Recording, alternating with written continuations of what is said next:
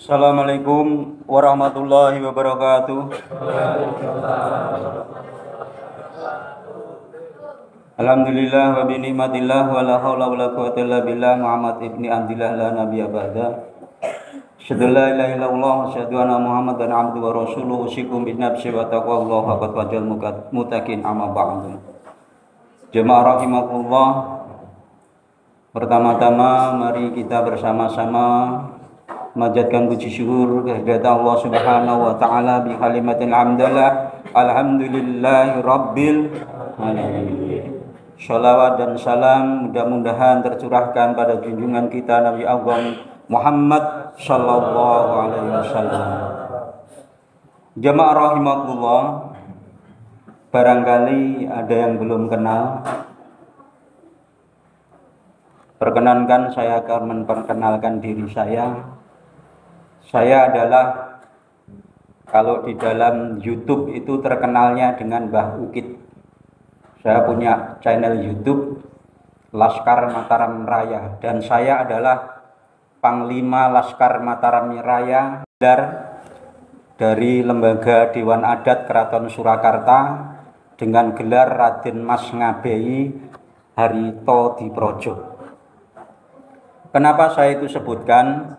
Supaya kalau nanti saya bicara soal adat tradisi itu memang wewenang saya.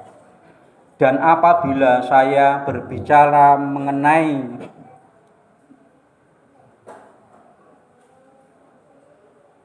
paham-paham yang mengakibatkan terjadinya disintegrasi bangsa, itu adalah juga bidang garapan saya, karena saya juga didaulat oleh BNPT, Badan Nasional Penanggulangan Terorisme, dan saya juga didaulat oleh Densus 88. Jadi hati-hati kalau Anda ketemu saya.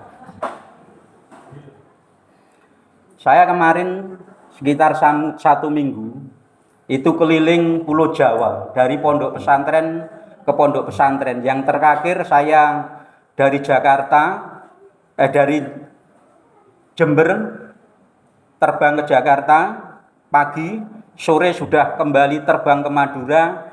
Hanya untuk apa? Hanya untuk memberi penyadaran bagi di dalam beberapa pondok pesantren akan pentingnya jati diri. Karena pada saat ini kita semua ini kehilangan jati diri, baik secara pribadi, secara bangsa, atau secara kenegaraan. Padahal era yang sekarang kita hadapi adalah era global. Informasi global itu sangat masif masuk kepada relung-relung kehidupan kita, bahkan masuk kepada kamar-kamar kita.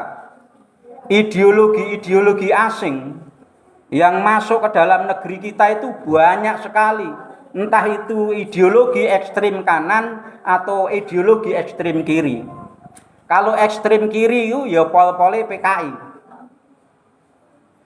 Ekstrem kanan itu ya banyaknya, panjenengan sudah tahu, banyaknya teroris-teroris yang mengatasnamakan jihad terus ngebom omahe dhewe. Saya hanya ingin menyadarkan bahwa Indonesia ini adalah rumah kita bersama, rumah besar kita bersama. Di sini kita mencari kehidupan, di sini bumi ini kita sujud, di sini kita melaksanakan ibadah untuk sujud kepada Allah Subhanahu wa taala. Di sini ini adalah tempat yang paling nyaman Indonesia ini untuk semua paham keagamaan, karena di dalamnya dilindungi oleh Pancasila, sila pertama ketuhanan yang Maha Esa, yang menjamin semua orang beragama bebas melaksanakan keyakinannya, dan di situ dilindungi oleh undang-undang. Maka heran saya kalau ada orang yang hidupnya di Indonesia, mencari makan di Indonesia, bersujud ibadah kepada Allah di negeri Indonesia. Indonesia ini ibarat rumahnya, rumah besarnya, tapi rumahnya sendiri itu dibakar. Ini banyak kejadian. Maka kami itu diamanati oleh BNPT dan Densus 88 untuk selalu memberi penyadaran atas paham-paham ideologi transnasional ini agar apa? Memberi kesadaran. Paling nyaman Anda bisa melaksanakan kepahaman keagamaan itu di Indonesia ini. Di luar negeri, di Arab Saudi pun, Anda cari majelis-majelis pengajian yang sebebas Indonesia nggak akan ada. Anda sehari semalam mau non-stop sekalipun mengadakan kajian majelis keagamaan, dilindungi oleh undang-undang, dan Anda akan nyaman dan tentram dalam menjalankan ibadah Anda, kecuali Anda menabrak nilai-nilai kenegaraan. Sekali Anda menabrak nilai-nilai kenegaraan, maka negara akan mencomot Anda. Kunci utamanya, jangan sampai di dalam praktek keagamaan kita itu menerak daripada angger-anggering negara. Karena kita hidup di negara Indonesia yang mempunyai aturan hukum Indonesia. Kalau Anda tidak senang dengan aturan hukum Indonesia, ya jangan bertempat tinggal di Indonesia, gampangnya kan gitu. Tapi faktanya kita tinggal di Indonesia, kita nyaman melaksanakan ibadah, pagi bekerja, berangkat, di sela-selanya kita ibadah dengan penuh ketenangan dan kenyamanan. Ini meski disadari kita bersama. Saya pikir kalau kita paham bahwa di dalam keagamaan itu kan ada yang namanya usul, ada yang namanya furu', dan ada yang namanya fikih. Fikih juga ada yang bersifat usul, ada yang bersifat furu'. Dan dalam ranah keagamaan itu ada namanya ijtihad dan mujtahid. Dan setiap ulama, setiap kurun waktu itu ada mujtahid baru. Dari ijtihad hukum. Karena ijtihad hukum itu memungkinkan tiap-tiap paham keagamaan itu berbeda-beda. Kalau sudah tahu begitulah, kenapa kita meski bercekcok? Kalau hanya kita tahu bahwa di dalam fikih itu pasti ada perbedaan di dalam bidang ijtihadiyah. Misalnya dalam menentukan awal Ramadan ada perbedaan, di dalam menentukan rukun-rukun di dalam ibadah, misalnya sholat itu dia akui atau tidak, banyak fikih-fikih yang berbeda. Contohnya di dalam takbiratul ikram saja, sampean taunya kalau di Indonesia semua mengangkat begini, Allahu Akbar. Kalau enggak begini ya begini, Allahu Akbar. Tapi kalau Anda berangkat di Arab Saudi, ada macam-macam. Ada yang begini, ada yang begini, ada yang begini. Anda mau menyalahkan, oh ini sampean salah. Di Indonesia kami diajarkan ulul takbiratul, tidak bisa. Karena fikih rujukan fikihnya berbeda-beda. Ulama yang dianut berbeda-beda. Antara mazhab Maliki, Syafi'i, Hanafi, Hambali berbeda-beda. Nah ini tugasnya para ulama-ulama, para ustadz-ustadz, para kiai-kiai untuk memahamkan pada jamaahnya bahwa di luaran sana ada orang-orang yang saudara kita sesama muslim tapi menganut mazhab fiqhiyah yang berbeda.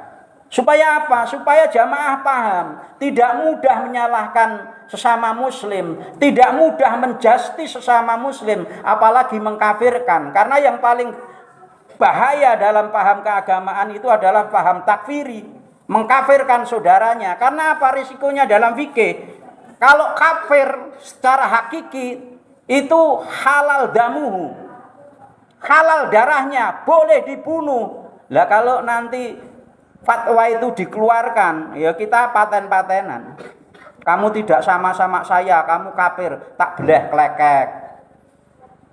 Kamu tidak sama-sama saya, kamu kunut, kamu kondangan, kamu kafir, tak beleh klekek. Kacau negara ini. Ini tugasnya para alim, para ustadz, para kiai untuk menjelaskan pada jamaahnya bahwa di dalam selain diri kita, selain mazhab kita, masih ada mazhab-mazhab pemikiran keagamaan di luaran itu yang berbeda dengan kita. Supaya ini kita paham. Supaya apa? Supaya kalau kita paham bahwa ada perbedaan di antara kita, ya sudah, tafahum, saling memahami. Karena kalau sudah saling memahami, dunia ini terasa indah dan nyaman. Sebagaimana pelangi itu akan indah karena aneka warna. Pelangi itu tidak akan indah kalau hanya putih saja, hanya merah saja. Pelangi itu akan indah kalau ada merah, kuning, hijau di langit yang tinggi. Kalau balonku ada 5, rupa-rupa warnanya, merah, kuning, kelabu. Itu indah itu karena kita berbeda warna. Jangan karena tidak senang balon merah, ambil jarum, teman kita ambil balon hijau, kita coblos, dor, meletus balon Ini kalau ada orang yang mentafsirkan meletus balon hijau ini, lagu ini karangannya orang-orang yang nggak seneng sama Islam. Kenapa yang meletus itu balonnya hijau? Padahal hijaunya lambang Islam. Ini hanyalah framing, narasi-narasi lah. Narasi-narasi yang model begini ini yang mesti diwaspadai. Kalau ustadz, kalau kiai nggak paham narasi, ya bahaya. Lagu balonku ada 5 ini bisa dinarasikan untuk memecah belah negara ini. Kenapa yang meletus balon hijau? Hijau itu kan lambang keagamaan. Ini karangannya PKI. Ya udah, bentrok nanti. Hal-hal yang kecil tapi dibesarkan. Maka dari itu, monggo, sebenarnya kami bawakan dalil-dalil tapi nggak usah lah. Karena apa? Kalau sesuatu sudah menjadi praktek, sudah nggak perlu dalil. Sampean saat sholat niku ngeling-eling dalile sholat betul? Enggak kan? Tapi ngeling-eling bacaane sholat, wis ora tekok meneh dalile sholat. Kalau masih dalam sholat ngeling-eling dalile sholat, sampean malah batal sholatnya. Nah, niku jadi kalau sudah praktek itu nggak perlu membicarakan dalil. Niku saja, mudah-mudahan bermanfaat. Sekali lagi, apapun kepahaman kita, mari kita bersama sing rukun, sing guyub, jaga bahwa Indonesia ini rumah kita pelihara bersama. Di sini negeri ini kita sujud, di sini negeri ini kita maisah itu menggolek pangupa jiwa atau berdagang, ada yang bertani, ada yang berpegawai. Maka rumah kita ini jadikan baiti janati, jadikan surga kita bersama. Mosok surga turunan tukaran, mosok surga nek bom-boman, kan tidak mungkin. Itu hanya surganya orang gendeng kalau ada surga itu bom-boman itu. Masa rumah sendiri, tempat ibadahnya sendiri, dibom sendiri. Itu memang orang-orang yang gendeng. Itu saja kesimpulannya seperti itu. Maaf kalau saya bicara seperti ini karena memang saya bagian daripada rekanan BNPT, Badan Nasional Penanggulangan Teroris, dan saya rekanan daripada Densus 88. Mudah-mudahan ada manfaatnya. Jika kurang lebihnya saya mohon maaf. Akhirul salam wallahu muwaffiq ila Assalamualaikum warahmatullahi wabarakatuh.